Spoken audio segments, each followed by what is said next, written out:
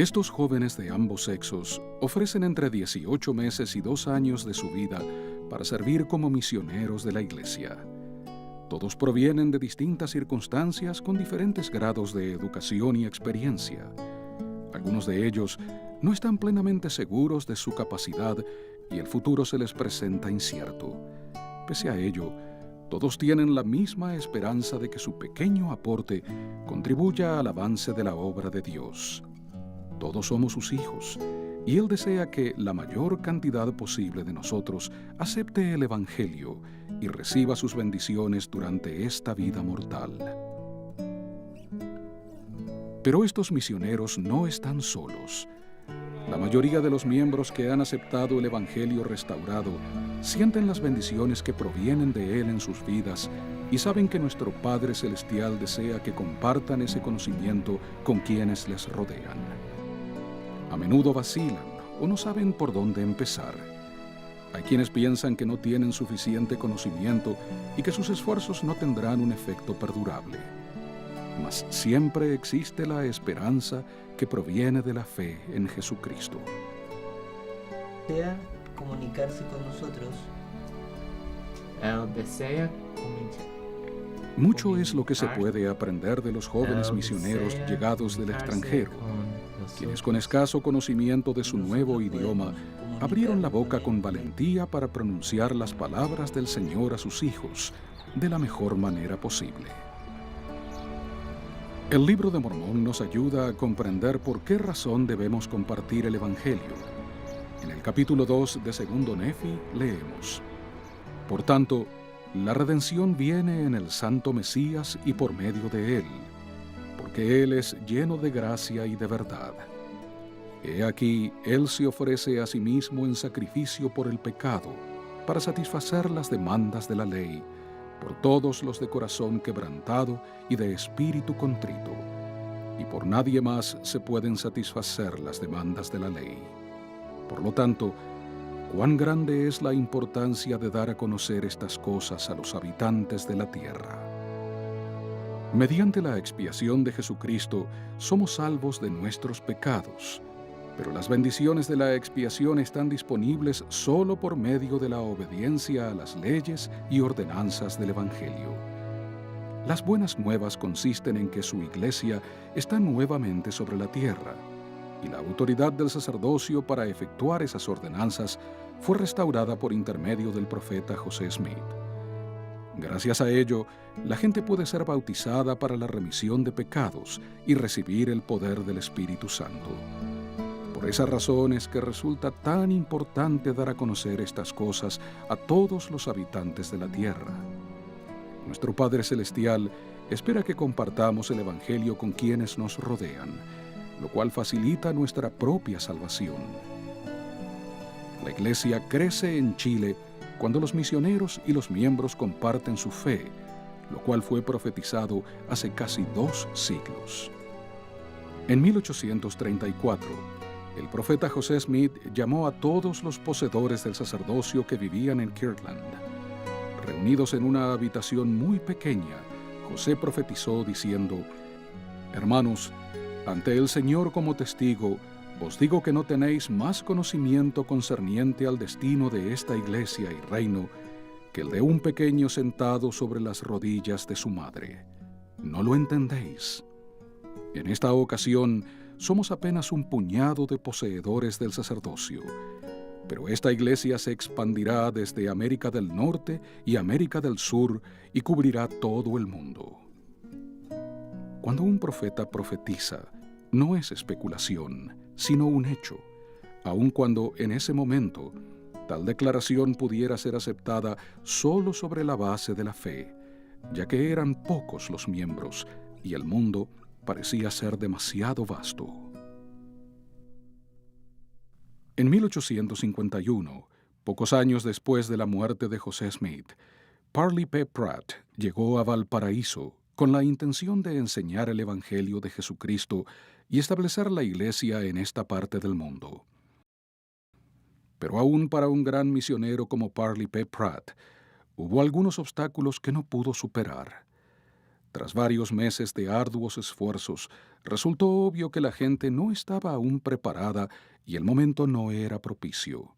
Enfrentado a disturbios políticos, al pesar de la muerte de su hijo y a otras dificultades, Parley y sus acompañantes emprendieron el regreso a los Estados Unidos. En una carta a Brigham Young, Parley explicó: «Permanecimos aquí hasta agotar todos nuestros medios y tras haber orado diligentemente para que se nos abriera el camino. Pero no pudimos aprender el idioma adecuadamente para predicar el Evangelio, ni hallar la forma de ganarnos el sustento. Así que tuvimos que partir». Transcurrirían otros 75 años hasta que la obra se reiniciara. En 1925, el elder Melvin J. Ballard llegó a las tierras del Cono Sur a fin de dedicar Sudamérica para la obra misional. En aquella profética oración, el apóstol declaró: «Por un tiempo la obra del Señor crecerá lentamente aquí, tal como un roble crece lentamente de una bellota. No brotará en un día, como lo hace el girasol, para después morir, sino que miles de personas se unirán a la iglesia en esta tierra. Con el tiempo habrá varias misiones y éstas se contarán entre las más firmes de la iglesia. La obra en este lugar nunca será tan pequeña como lo es hoy. El día llegará cuando Sudamérica será una potencia en la iglesia». En el momento cuando fue hecha esta profecía, había tal vez un par de centenas de miembros de la iglesia en estas tierras, y por cierto, también en ese caso, tal pronunciamiento profético habrá parecido demasiado optimista. Pero el siervo del Señor así lo había dicho, y los miembros creyeron y continuaron compartiendo el Evangelio. Tal como fue profetizado, la obra comenzó lentamente, pero fue creciendo. En 1952, un miembro de la iglesia que había sido misionero en Argentina vino a vivir a Santiago desde los Estados Unidos con su familia. El hermano William Fotheringham quería compartir el Evangelio, pero hallando que solo había miembros extranjeros en Chile, solicitó a las oficinas centrales de la iglesia que fueran asignados misioneros al área. Los primeros de ellos llegaron al poco tiempo y 2 semanas más tarde también vino el elder Henry D. Moyle, entonces miembro del quórum de los 12 apóstoles, quien llamó al hermano Fotheringham como presidente de la primera rama chilena el 5 de julio de 1956. Los primeros bautismos de conversos locales tuvieron lugar ese mismo año, entre ellos el del hermano Ricardo García. Ha sido el libro más extraordinario que jamás he leído, y he leído mucho en mi vida. Este libro me cogió de tal manera que no lo podía dejar. Yo leía todo el día, leía en la noche, y al otro día me tenía que levantar temprano para ir a hacer clases. Andaba con el libro en mi cartera. Y en los recreos yo leía, en el bus leía, en todo momento estaba leyendo el libro Mormón. Y me impresionó tanto que hubo partes en que yo lloraba de emoción. Lloraba cuando partes tan lindas, cuando el Señor les hablaba, los milagros que hacía, o cuando el pueblo se desviaba, me daba tanta pena. Y cuando llegué a la parte en que el Señor Jesucristo vino aquí a América, yo supe inmediatamente que este libro era verdadero. Yo sabía que esa era la verdad, que el Señor había estado aquí. Lo sentí. Mi papá tomó una decisión, en el año 1958 tomó una decisión que afectó a sus generaciones futuras.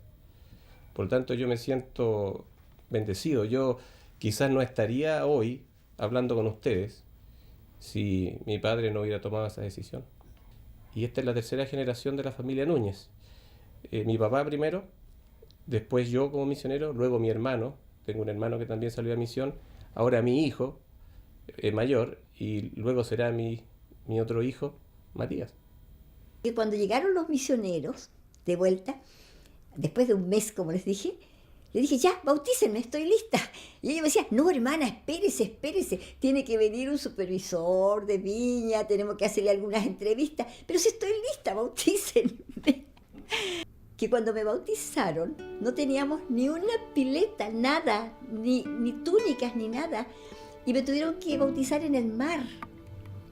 Y allá hubo un grupo como de 20 personas que se bautizaron. Y fue tan hermoso, tan lindo bautizarme en el Océano Pacífico.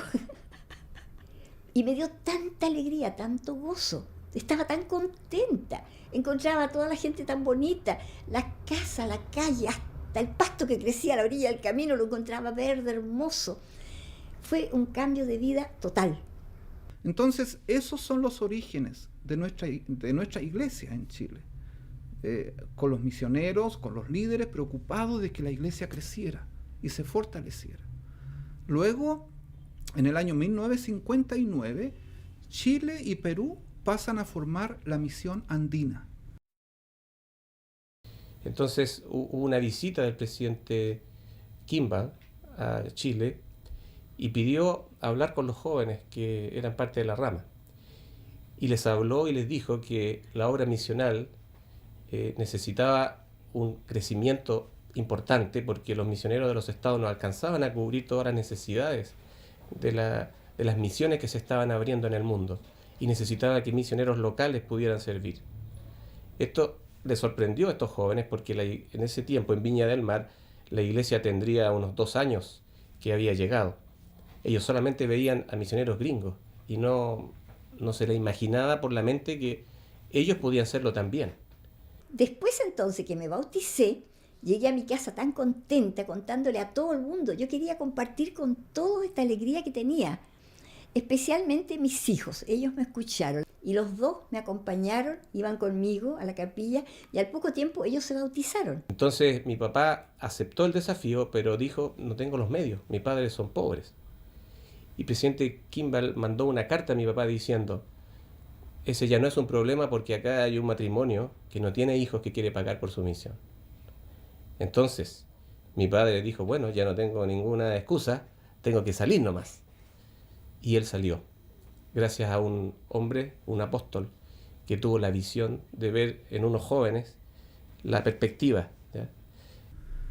Durante este periodo se produce el gran terremoto del año 1960, donde la iglesia envió una gran cantidad de ayuda a los santos chilenos y no solamente a los miembros de la iglesia, sino también a la población chilena, ¿no? Los misioneros sirvieron como intérpretes a los médicos norteamericanos que vinieron a ayudar también.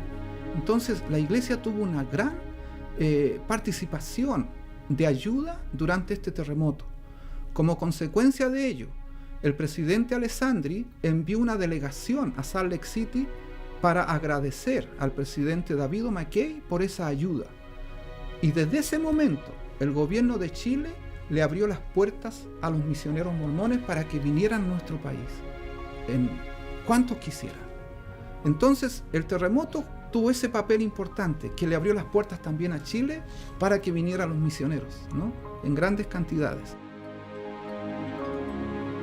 Poco a poco fue creciendo, creció tanto. Después ya vino un terremoto el año 65 y el terremoto fue un día domingo. Ese día estaba lleno, esa casa antigua, pero llena, habían puesto hasta sillas en los pasillos. Y yo pensé que si hubiera un temblor, ¿por dónde iba a arrancar? Pero a las 12 terminó la reunión, nos vinimos a nuestra casa y a las 12:30 fue el terremoto. Y se cayó todo el techo, de tal manera que si hubiéramos estado ahí, habría sido terrible. Pero el Señor nos libra y nos cuida. Y ya estábamos construyendo la capilla de Aníbal Pinto, estaba la obra gruesa. Así que allá nos íbamos. Pero ha sido tan hermoso ver cómo ha ido poco a poco creciendo la iglesia, cómo ha ido llegando gente.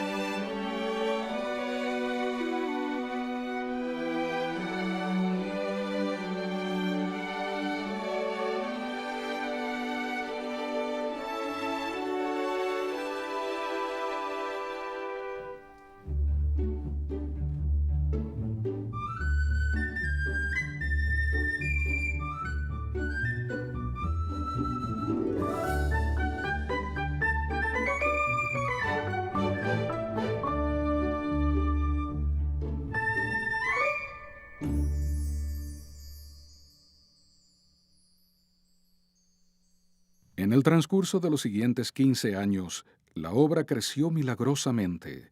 Para 1972 había 20.000 miembros y se anunció la organización de la primera estaca en Chile. Bajo la dirección del elder Gordon B. Hinckley, el hermano Carlos Cifuentes fue llamado como presidente de estaca. Ese mismo año, el sistema educativo de la Iglesia introdujo el programa de seminario en Chile, y una nueva generación de jóvenes comenzó a prepararse para contribuir al crecimiento de la Iglesia. Durante la conferencia de área de 1975, el presidente Spencer W. Kimball se dirigió específicamente a los jóvenes. En su discurso se refirió a su lucha personal contra el cáncer de la garganta y la operación a la que fue sometido para salvarle la voz. Dijo que el Señor se la había preservado, pero que no era la misma voz que solía tener. Sobre el final de sus palabras, el presidente Kimball preguntó: ¿no les dio acaso el Señor una voz para predicar el Evangelio? Y tras ello, les testificó que Él había llegado a saber que su voz y nuestras voces nos son dadas para declarar el Evangelio de Jesucristo. Los jóvenes entendieron su mensaje. Cuando tratamos de servir a Dios, Él nos dará una nueva voz para compartir el Evangelio. Para 1977, Chile contaba con 7 estacas. En febrero de ese año se efectuó otra conferencia, nuevamente bajo la dirección del presidente Spencer W. Kimball, acompañado por el elder Bruce R. McConkie de los 12. Ante la presencia de más de 7.000 miembros, el elder McConkie profetizó que la Iglesia llegaría a ser la influencia más poderosa en Chile y que las 7 estacas existentes en ese momento se multiplicarían hasta llegar a 70 veces 7. Otra declaración profética que se presentaba como una realidad muy distante. Pese a ello, la obra continuó. Con el paso de los años, el número de miembros de la Iglesia en Chile siguió duplicándose. A principios de la década de 1980, se anunció la construcción de un templo en Santiago, una legítima bendición producto del trabajo infatigable de miembros y misioneros. Y viene el presidente Spencer Kimball a dedicar o a dar la primera palada de la tierra aquí del Templo de Santiago. Esa mañana llovía a cántaros, como decía aquí. Llovía, pero muy fuerte. Y habían como 5.000 personas ahí bajo la lluvia, totalmente mojados, empapados. En el momento en que el presidente Kimball se levanta para dar la primera palada, aparece el sol. Deja de llover. El presidente se para, da la primera palada y aparece un sol hermoso. Cuando él regresó a sentarse otra vez, nuevamente se puso a llover muy fuerte. Pero para nosotros ese sol fue como una señal de algo hermoso, como un milagro, que el sol hubiese aparecido en ese momento, en ese especial momento.